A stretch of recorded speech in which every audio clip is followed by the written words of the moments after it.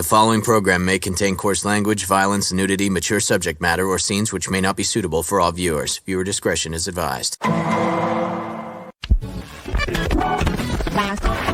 All Hit Radio.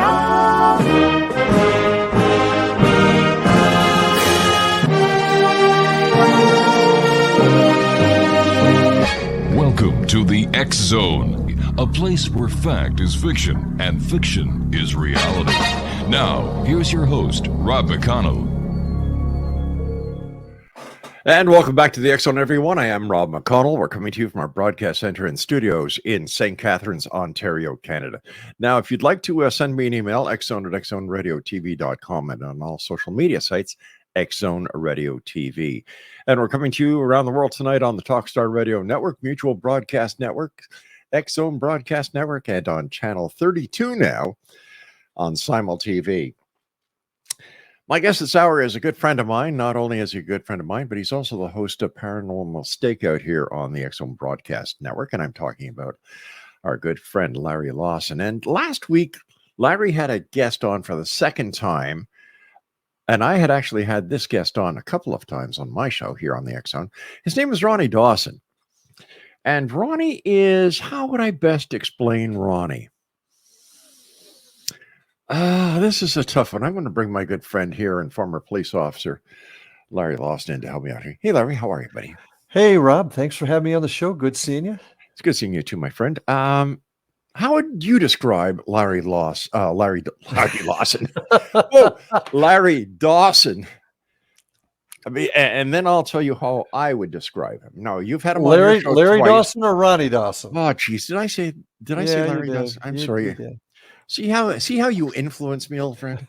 All right, let's try this again. How would you classify or describe Ronny Dawson? He has quite the imagination. Mm-hmm. He tells a story that kind of stretches the imagination to the point where you have trouble believing it. Yeah. I guess that's the kindest way to put it. Not sure why. And I guess that's the question you want to ask sometimes when you have guests is why? Yeah. What's the purpose of the story? Now, you had him on twice. Yes. And I know the first time you didn't get exactly where you wanted to get with him because you and I had talked about him and I know you listen to the reruns of my show. Mm-hmm. The fact that he claims to have had sex with multiple extraterrestrials, the fact that he claimed that he had a home invasion by 18-inch aliens, I always wanted to ask him, were these the same aliens that you had sex with, like 18 inches? And if you did you tear them limb to limb? Well, I think he answered that, and there were two different sets of aliens, actually. Here's the issue. Going back to that original show. Yeah, we didn't get where I wanted to go because he actually has quite a bit of information out there, and he does enjoy talking about it. He is very animated, and he doesn't tell a story a lot different than some of the others that we've heard. Exactly. But then it starts to get a little bizarre. And I want to couch all of this, Rob. Okay. I don't know where his head's at. So let's put that out right. Okay. Now. I don't know where his head's at. Let me say this, that to our listeners, that his story is very questionable. It is, and it's simply because of my police background, certainly yours also. There are certain things that we would expect a rational person, even under stress, to do. Yeah. And that didn't occur. And when I did question him on some of that, he couldn't, like, why didn't you call the police after your home was torn up? Yeah. And he really couldn't answer that, except to say, well, nobody would believe me. Well, then why are you actually telling the story all over the internet if nobody believes you? Why didn't you take pictures? Why didn't you take pictures was another question. And we did not get to where the whole story the first time. Mm-hmm. And that's why I had him back on the second. Now, when I say what's in his head, what's his goal? What is his reason for telling the story? Some of the stuff, okay, sounds a little weird, but I want to have an open mind. I firmly believe that you do. having an open mind and allow folks to tell their story. I'm not going to judge. But then we're getting into stuff that's really it pales with the truth, frankly. And a lot of it has to do with his face-to-face confrontation with aliens. I mean, I flat out asked him, he talked about having sex with this blue alien. And I got to mention this. I did go back over my notes. First time he was with me, he talked about having sex with the blue alien that looked like the cat. Right. Second time he said the blue alien, it wasn't the blue alien. The other one looked like the cat, but he still was with the blue alien. Right. Exactly. Yeah. So, you catch little things like that. But why did he do it? Is it because he wants to be famous? Is it because he really believes it happens? And that's one thing, Rob, I want to be careful of. There are folks out there that truly believe this happened. Sure. Doesn't mean it did. Okay. We weren't there. We weren't there, but it doesn't mean it happened either. But we don't always know what their purpose is. So that's why I'm saying I want to couch how I phrase this. Is he just a flat out liar that wants to have his name in the paper? I would think he'd pick a better story, personally. But why would he? Because his story is different. You see, that's what makes his story different. Absolutely. And plus, don't forget that when he's telling his story, it parallels so many others until you get to the home invasion with the 18-inch extraterrestrials. Then it also differs when he starts talking about the blue cat lady. And by the way, I loved that one line you used during your show about it being doggy style. He said it. I just questioned him. He said they did it doggy style, and I asked if he did it doggy style with the cat lady. It kind of just came out. I apologize to my audience for that. But you don't need to. I would have asked him if it was perfect. Well, far be it for me to. Sorry, it just was. And then I asked him if he had told his wife about it. And he said, yeah. And I'm like, dude, there were just some things there that didn't make sense. And you're right about this. That is one of those catches that people will want to listen to him more. But unfortunately, he wasn't able to provide any actual evidence with it. Now, once again, we got to keep an open mind.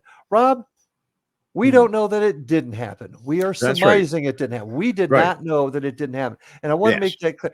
And we don't know that if it actually did happen or if it just happened in his head or he's just trying to be a sensationalist. And I think that's a problem with a lot of folks that get on the air and like to tell their stories. Are they really wanting to help and solve the question, or are they just wanting to be the star for a minute? Well, you know what, Larry, over the years doing this show, one of the little things that I look for that tend to make the story that I'm going to hear more credible than not is when a guest will say, "You're not going to believe this, but." To me, that means, okay, they are not willing to come forward and tell their story unless they use that little disclaimer. You're not going to believe this, but Ronny didn't do that. He just comes out bang with his story. It's like a scripted part of a show that you see on Netflix, for goodness sake. Yeah, and maybe that's where it was heading. I don't know. He could have solved so many questions by just doing some simple things, calling the cops. There was an incident that just happened in Las Vegas that I'm not sure what happened, but there's a light in Las Vegas. People called the police, and these folks actually did something right away. And I don't know the veracity of it. Of the story, but they at least called the police, and that's the sort of thing that I would have expected. And he did tell part of the story where his friend had a video camera and was supposed to tape it and did not. Right. I get that. I actually get that. People freeze and they don't think about what they had been planning to do when they freeze. So I actually could get that. All right, that's within the realm of possibility. But then all the things that happened in his house, being frozen in bed, lots of stories Oh, like yeah, that. exactly. Um, but then he tears up the house, and he's wanting to go hunt the aliens, but he's not willing to call the cops. And here's where I had the problem. But he's willing to get on, and he's been on many shows. Sure. He's been a speaker at conferences, and he's willing to tell the story there. But when you can actually put it all together, he didn't. So that's what concerned me the most. You know me, I believe there are things out there that we cannot explain. I do. But I'm not sure what they are yet. And that's Yeah. what I endeavor to find out, to find those answers. But there's got to be some common sense involved too. And I didn't feel it there. And that's another reason why I wanted to have him back on the show. I wanted to talk with him a little bit more about it. And then when he changed the colors and the I won't say gender, but species of the aliens, that concerned me. That concerned me. And then changing his story a little bit. Yeah. Unfortunately, that's what I did for a living: listen to stories and listen to how folks change them.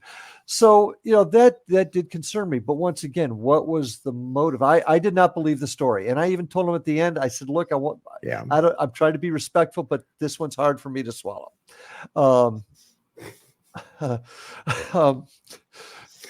It's tempting, but I'm not going to say it. Yeah. And I want to be respectful. I do not. I want to be respectful. Yes, but, you are. You've got to give me something to work with, and tell me why. Okay, the guy froze, didn't take the video. I get that. That happens in real life. It happens when people are having a crime committed in front of them.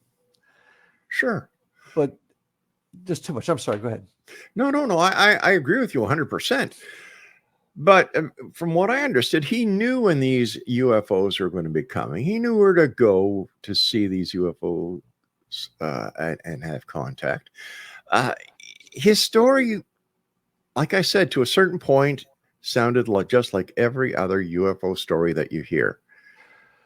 And then when it goes to I've never heard of an alien house invasion before with 18-inch aliens. I've never heard that in 32 years. Never heard that. Then with the different species of the extraterrestrials that he, had made love to, I've heard that one or two times. But the question that you asked that he couldn't answer was, why him? Why was he chosen to be the emissary between, the aliens and Earth? Why would the aliens pick a truck driver to be their emissary? Well, in fairness, all right, they may not know exactly who they are connecting with. But if that's the case, why would they pick just one person? Why wouldn't they pick several people and maybe from that choose who they want to be their emissary? Right. I don't know. Why him? And especially when he acted so aggressively towards them. He talked about shining a laser at them. Yeah. I mean, and then he's upset because the airline pilots got on him about doing that. Well, you just can't do. Okay. Now you see that was an interesting point. If it was the airline pilots who got onto him about that, he wasn't shining it at UFOs at all. He was shining them at aircraft. Well, I think he was talking about the using of it in general, but he may very well be. Yeah. But let's look at this other issue too. He talked about a city-sized UFO that came and actually started doing maneuvers in front of him. Such maneuvers that he could see there was a city on top of it. Do you know where he got that from? Close Encounters of the Third Kind, because that's exactly what the UFO did at the end of the runway. Oh, see, I don't on the landing on the when I've forgotten about that. The major UFO comes over Devil's Peak, right? It goes to the end of the runway, and then it does a maneuver where it totally flips. I'd forgotten all about that. You're right. So did I until just now. I was actually thinking about another individual I've interviewed before, and that person will go nameless, but they talked about a large, miles-long UFO that traveled over where they were at, and yet nobody else saw it. Wasn't that a football the size of a football field or something like that? Yeah, it was. It was. Yeah. And nobody saw it. Yeah. Now, okay, and that's why I asked him the question: how big is the town? Yeah. The town escapes me. How big's the town? Yeah. Could anybody else have seen this? He says that radar didn't, or the Air Force or the airport, the military, I can't remember which, wouldn't confirm or deny they saw it. They just said it was, there was something we can't tell you about. I can't remember exactly how I put it, but it was very, very strange. Because things that big can't be hidden. Heck, we're constantly, look what happened in Las Vegas. A light comes down from the sky and tons of people saw it. Well, look what happened during the Phoenix lights. How many thousands of people saw it and called, the authorities, the local news media, and something the size of the craft that Ronnie was talking about. Once again, I agree with you. Why wasn't there any other report made to the authorities or to law enforcement or to the media? And why would anybody? I know this for a fact myself. If you call up the military and ask them if something was on their radar, they're not going to tell you. No, because they don't know who the hell you are. They don't know, and they may be doing some testing. Exactly. I mean, absolutely, you don't know who. But the fact that nobody, I mean, once again, I'm hitting Las Vegas because that just happened. Yeah, they got reports in their dispatch. People were calling it in. We had a town here on the west coast of Florida, in the what we call the Bend, up by the Panhandle. Yeah, right. Where I can't remember the name of the town. Not Ocean Breeze. I can't remember it now, but it Pensacola. It wasn't in Pensacola, but it was in that area. Okay. And tons of people saw it. So yes, you can argue there's some sort of cloaking device, and I think that's what he was trying to say. But then how did he see it? Did they just unveil themselves just for him? Now, there was another issue that came up too. Hey, Larry, we've got to take a break, my friend. Sure. No problem. First of all, thanks for being here in X Zone Nation. If you'd like to hear this interview, it's available at www.paranormalstakeout.org. Both of the interviews are available on that website. And if you'd like to watch the TV version, it too is available on Larry's website. Another website to check out for Larry and his crew is paranormalfbi.com. This is the X Zone. I'm Rob McConnell. Larry Lawson is my guest. We're talking about Ronny Dawson. Oh my gosh, talk about similarities. We'll return. Don't go away.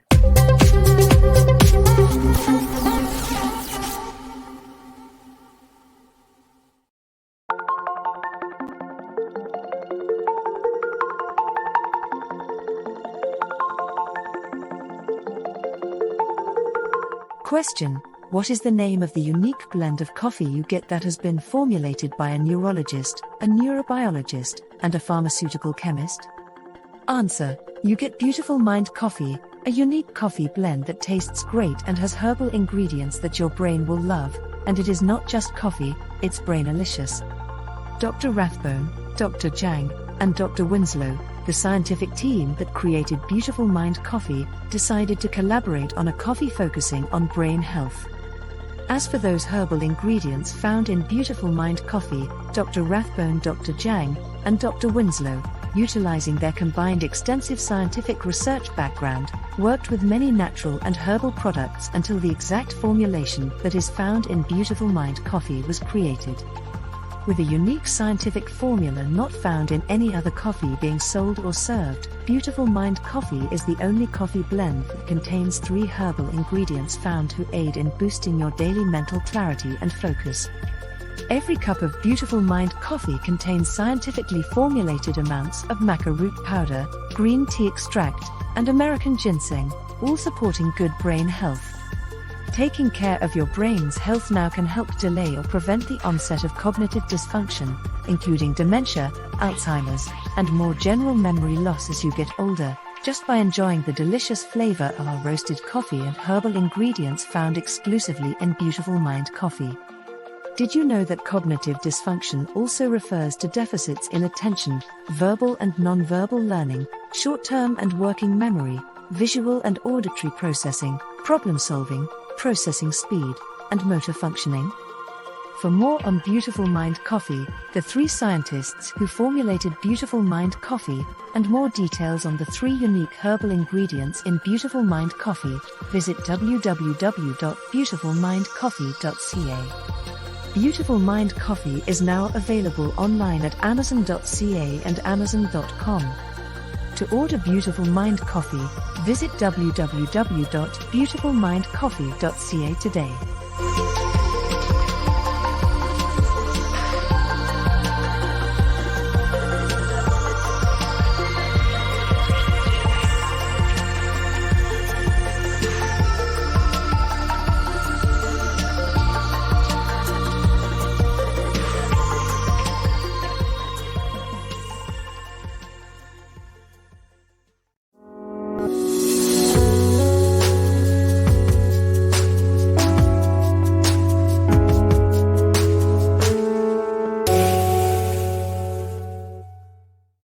Larry Lawson is my special guest this hour. His websites are paranormalstakeout.org. And if you'd like to visit Larry's other website, paranormalfbi.com. And Larry, there's another website for Indian River, if I'm not mistaken. IndianRiverHauntings.com. That both those sites come to the same spot, and that'll tell you a little bit about what my team does to investigate things of all things paranormal. And Indian River Hauntings is my historical events that I do. We were talking about Ronny Dawson's interview on your show last week, and you were about to say something, but we had to go to a break. So if you can continue, I'd appreciate that, friend. And I'm sorry for cutting you off. Oh, no, I should know better because on your network doing the same thing. So I get it. Once again, whenever I try to talk to folks, and like I said, I want to be respectful. That's just how I like to. That's how I like to be. Yeah. And like I said, I don't know that Ronny doesn't believe this. I'm not even saying it didn't happen. I'm just saying I don't believe the story. Yeah. And I get to that point by asking the questions the same way I did when I was on the job. And I asked him. He was. I saw one of his videos that he did where he was apparently doing a presentation of some type, and you could tell it was a PowerPoint.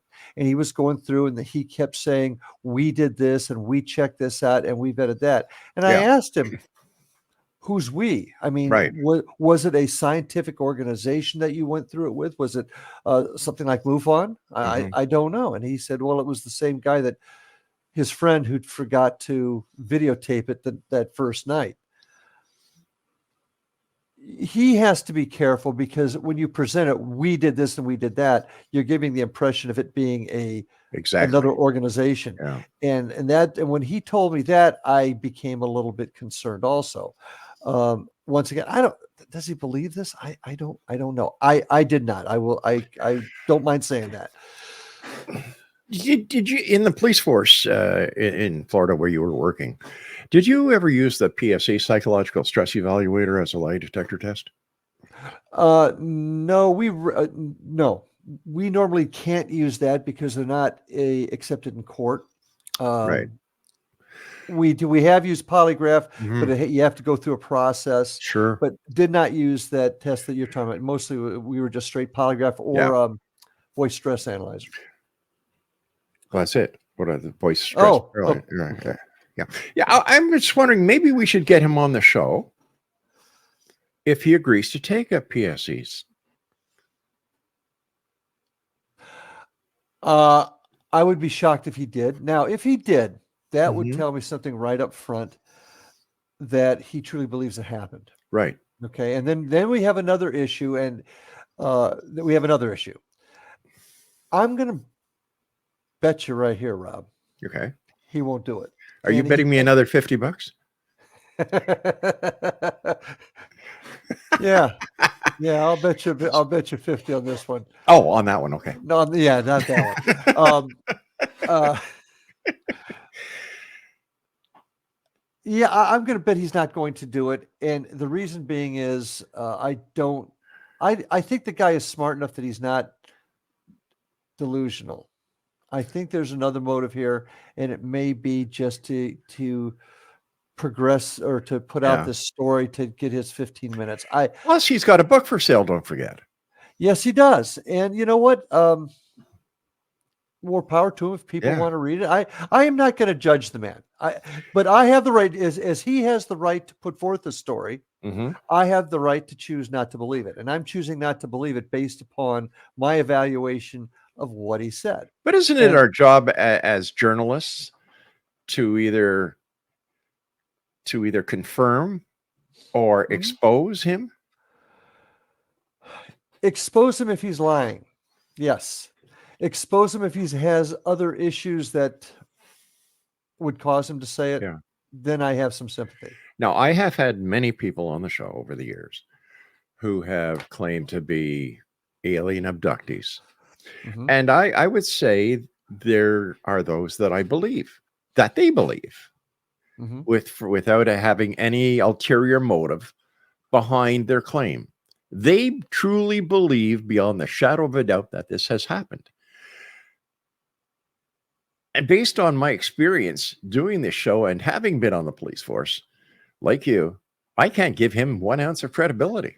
No, because things change. How you're right. For all the things that we've just talked about, I would agree with you. Yeah. And I think it's people like this who are who do more damage than good, because people who have had the experience Mhm. listen to this and they say, "Oh, shoot, here we go again. I'm not gonna tell anybody my story because now nobody's going to believe me." And it's shows like yours, Larry, that give these people the opportunity of coming on and telling their story because of the way that you conduct your show, the way that you conduct your questioning. So, hats off to you for having this video. Well, I think everybody has the right to tell their story, Right. okay? And if they are being untruthful, Yeah. they're going to hang themselves. And I think that was the case here. And I think that most people that would listen to it would see where I was coming from. I don't need to expose him. He did it himself. In fact, what we're going to be doing tomorrow, tomorrow is Tuesday, Mhm. and we're going to be doing this Tuesday, Wednesday, Thursday, and Friday. We are going to be replaying your 2 interviews Okay. with Ronny Dawson on our 50 channels, Okay. because I'm going to be putting a poll up on XCTV and XZBN. Do you believe him or you don't? Well, and you understand there's people out there that do believe him, Yeah. that do believe where he's coming from. Now, here's the question I would ask him: have they heard his whole story, or have they only heard bits and pieces? Because if they're going to believe them, I would ask that they hear his total story. Listen to all the things that he's put out there. That's just my opinion. If they do that, they'll That's true. they'll run That's out of true. time, for goodness sake. Yeah, that's But true. let's put it to the people. Okay. People's choice. You see, your show is, you're a nice guy. That's who Larry Lawson is. Not only And are she you got- my friend, you're a nice guy. And you got my name right that time too. Shut up. Where on my show, I'm not a nice guy. My tagline is searching for answers, demanding the truth. Mhm. And like I said, there are those people. Maybe 32 years, nothing's changed. Whether it's Bigfoot, whether it's UFOs, whether it's whatever, nothing has changed in 32 years. So I come with it. I come with it at it from a different angle. Like, You do. I don't do investigations on the paranormal like you do. And in fact, you're turning me into a believer when it comes to ghosts and hauntings and things that go bump in the night because of your credibility. Thank you. The fact that you do what you've done and you continue to do it in a very professional manner gives you and the results that you and your teams get credibility. You're willing to share evidence. You're willing to share data because that's who you are. And yet I've had many people on the show, Larry, that they start talking. It's like, goodbye, boom. Well, I think a big part of that is that while we have all the members of my team have their personal opinions as to what Mhm. this is, we all recognize the fact that nobody truly knows what it is. Right. Nobody really knows why this is happening. So therefore, we are in search of the truth. Yeah. Whatever that truth is, we just don't know quite what it is yet. And I guess that's what helps guide us. Yeah. I also think that your experience as a seasoned law enforcement officer is a big part of what guides your teams. I think so, and I've got other first responder professionals on the team. Another retired cop, retired firefighter. I've had other cops on the team before. Yeah. So it does. We do tend to look at it from a different angle, maybe than some other folks do. And I've been sitting here trying to remember the name of that person that you were talking about with the football field UFO, Andrea Perron. That's it. Yeah. Yeah. Oh, Yeah. did I say her name? Well, once shoot. again, Yeah. I was using that as an example of here's a large object in the sky, Yeah. but nobody sees it. Well, And- I'm sorry. Daryl Sims, who claims to have been a former CIA agent, who worked with Dr. Roger Lear on the extrication of alien implants, said that there is a 300-mile wide, 100-mile high UFO circling the Earth. And, so I guess a mile wide isn't that bad. But once again, these claims are being made. And because he claims he was with the CIA, and by the way, the CIA have no knowledge of who the hell he is, he can get away with it. No one's going to question his statements because of who he claims he is. Well, I'm going to go back to something you just said a minute ago. Okay. You in talking about my group and the fact Yeah. that we're willing to share data and information to other teams so that we can all put it together to find out what the big picture is. Yeah. This is an example of that not happening. If that is actually out there, I'm sure I don't know who this gentleman is. I'm sure he's not the only one that knows about it. Oh, yes, he is. He no one else has ever come on their show, Larry, in 32 years and talked about it except him. Okay, but here's my point. Sorry. If he was to share this information and it was able to be corroborated through sharing it with other professionals in the field, we'll use that term. Okay. Then they can corroborate together, and then you don't just have him, but you have several legitimate organizations that say, "Yep, we found it too." But if he's not sharing information, and then you got to ask the question why he's not sharing the information, you can't prove anything, and that's a mistake a lot of people make. They don't spend the time to nurture relationships and share this information because that's the only way we're going to find the answers to this. One of the questions that I asked when I was interviewing him was, are there any astronomers or junior astronomers who were able to, to collaborate your claims?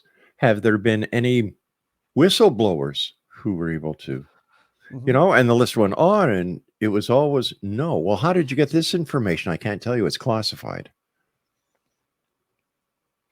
Yeah. Well, that's kind of changing now, though, isn't it? Now It sure is. I don't know where you're at on this. Okay. I am not the seasoned UFO guy. My side of the fence tends to be more on the spiritual ghost side. But now we're getting all these whistleblowers coming out all over the place, providing information. And or are they providing disinformation?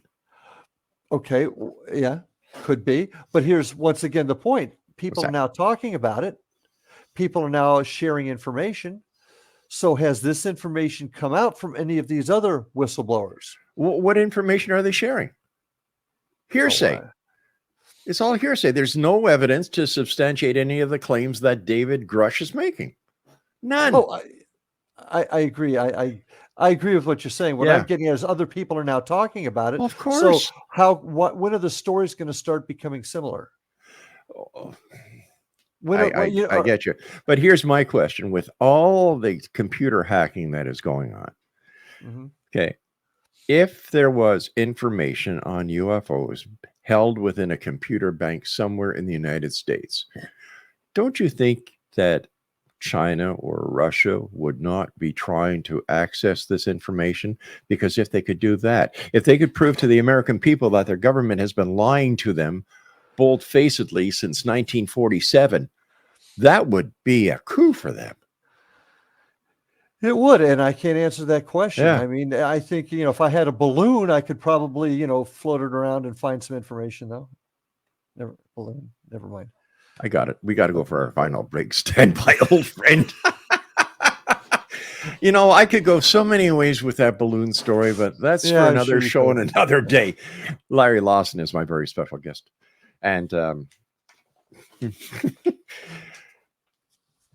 as you know, members of the Exo Nation, I don't give many people a vote of credibility, but I know Larry personally. I've seen him work, and I know his team.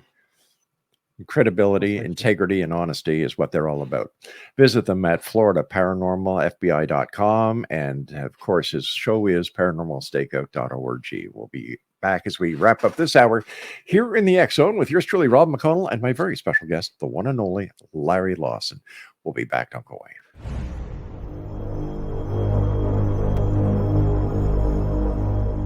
You have heard of the X Zone? Now watch it on Simul TV, plus 500 video games, live TV channels, free video on demand, worldwide, and more. Does this sound like tomorrow's television? Well, it is, but you can have it today, right now. It is Simul TV. Simul TV offers what the others only wish they could provide. 15 exclusive channels like X Zone, sci-fi, and horror.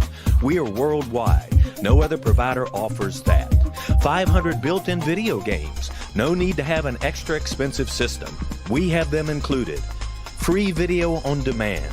Live streaming events from around the world. Interactive online network, and much more. Tomorrow's TV today. Simul TV.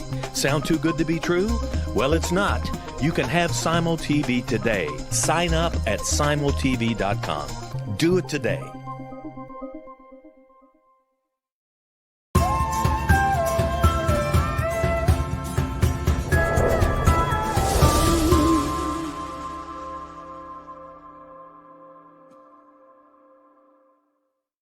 Welcome back, everyone. Larry Lawson is my very special guest, www.paranormalfbi.com, as well as his radio TV show website, which is paranormalstakeout.org. As always, my good friend, thanks very much for being with us, and thank you for the great work that you do. We've got about 10 minutes left, according to my producer, who's sitting on the other side of the glass, giving you a thumbs up because he loves where you're coming from and he loves your show. We've talked about UFOs, and I think we made an excellent case. And I would imagine that, as far as I'm concerned, I want to believe, Larry. I really want to believe, but I want to see the proof.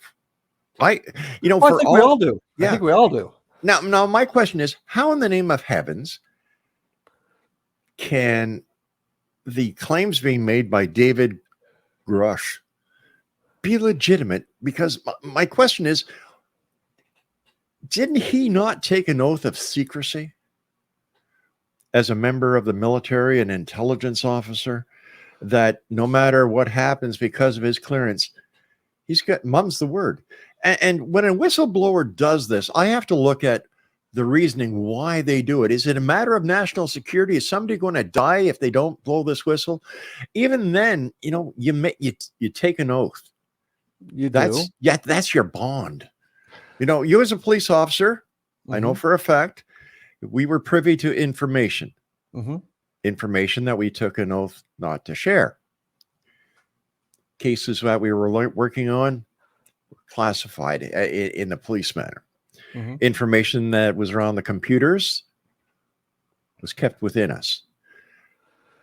I think that ufologists at times do more harm and cause problems with national security themselves by pushing and pushing and pushing and pushing, because there's things we need to know and there's things we don't need to know.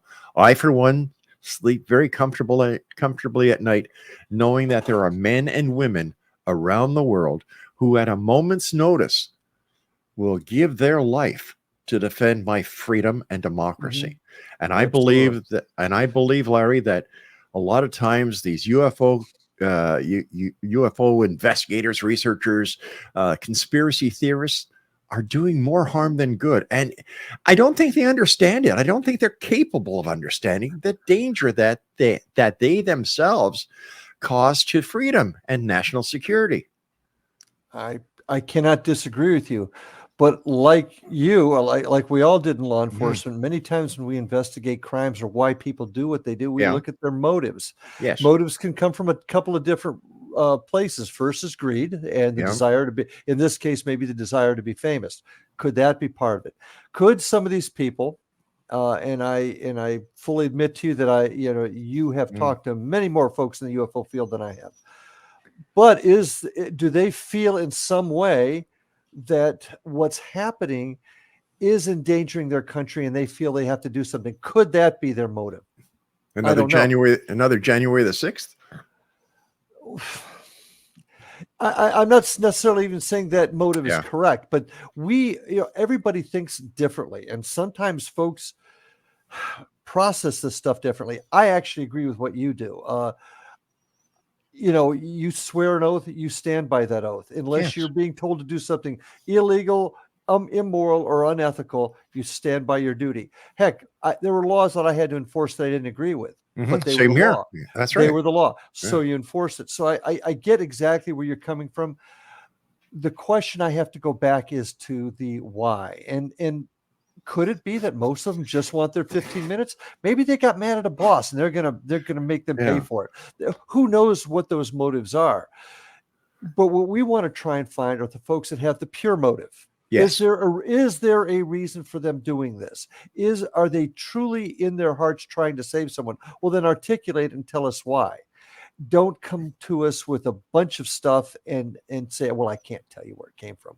Well, dude, you're on my show telling me this happened. Tell me how you know for sure. So I sometimes wonder, I don't wonder, I know this for a fact, that the media spins a lot of the false and misinformation that is out there, and they will do so in order to get ratings. If they will bring leads.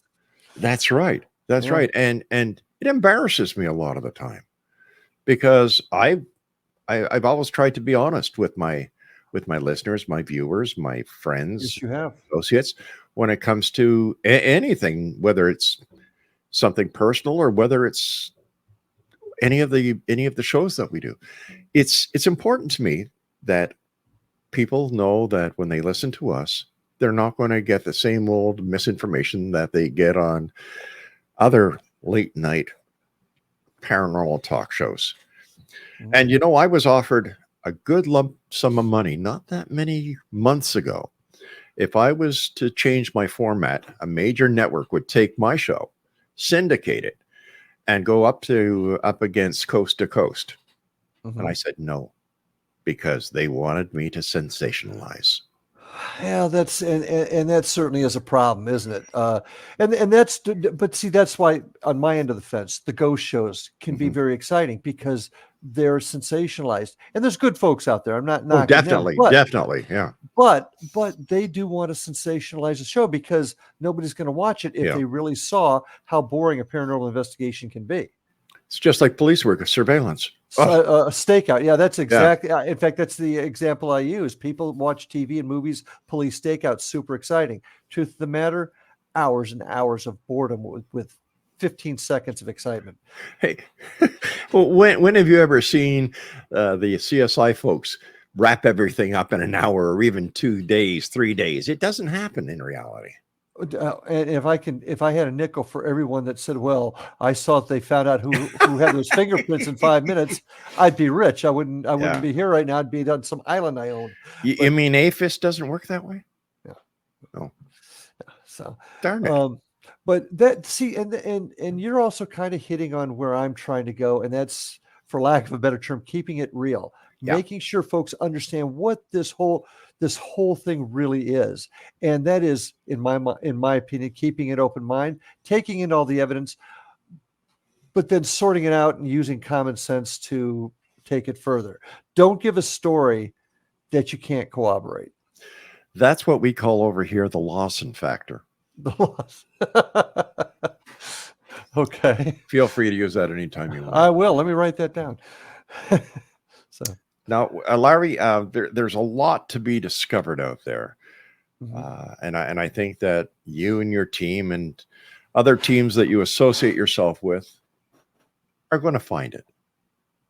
May not be tomorrow, may not be in our generation, but the work that we're both doing, that you're doing, and the seeds that you're planting, my friend, I truly believe that one day the truth will be found, whether it's man-made or whether it's, the reality. Oh, by the way, speaking about that, I loved how you asked Ronny Dawson if he ever heard of the pareidolia effect. That was beautiful. Yeah, that was beautiful. Yeah. Well, I mean, I would don't take my word for it, folks. Go to his website, look at the pictures. Just do that, please. And yeah, thank you. Oh, thank you, Robert. Larry, as always, time goes by too fast when you're with us, my friend. This coming week, you have Preston Dennett on your show, I believe. I do. I'm very anxious to have him on there, especially with all the things. And like I said, I'm becoming much more involved in discussing the UFO world. And I think he's going to be a terrific guest, especially with all the things that are going on. I believe you're right, my friend. Let our listeners know how they can find out more about you and the great work that you do. Well, you could check us out Facebook on either Indian River Hauntings or Florida Bureau of Paranormal Invasion and Florida Bureau of Paranormal Investigation. Florida Bureau of Invasion. Sorry, I had this UFO thing. You can our website's paranormalfbi.com or IndianRiverHauntings.com. You can also check us out on YouTube. Coming to a yucks near you. You can check us out on YouTube too at Indian River Hauntings 2341 on our YouTube channel. And of course, you can write to me, ask questions at ghostguy@paranormalstakeout.com and watch the show. You might get a kick out of it. I have some Florida Bureau of Paranormal Invasion. Great way to end the show. I love you, Larry. You're a good man, and I'm proud, so proud to call you my friend. And same here. Thank you very much, Rob, for having me tonight. Please give my best to your family, and I look forward to working with you this coming Thursday as you talk to Preston Dennett about it'll be fun. The paranormal invasion. Okay. I own it. I own it. You know what? That one beats the doggy style comment. I don't know. I thought we could have asked him if that was the cat's meow. Did she like meow mix? Where do you take a cat lady for a date? And how often does she change your litter box? That's what I want to know. You got me. Good night, Larry. Take care, my friend. Thanks for having me on the show. All right, Exo Nation, we'll be back on the top of the hour as once again we continue our conversation discussing the world of the paranormal and parapsychology here in the X Zone and how soon we're going to be invaded. Oh, you, my friend, make me laugh sometimes. Have a good night, my friend. You too, Larry.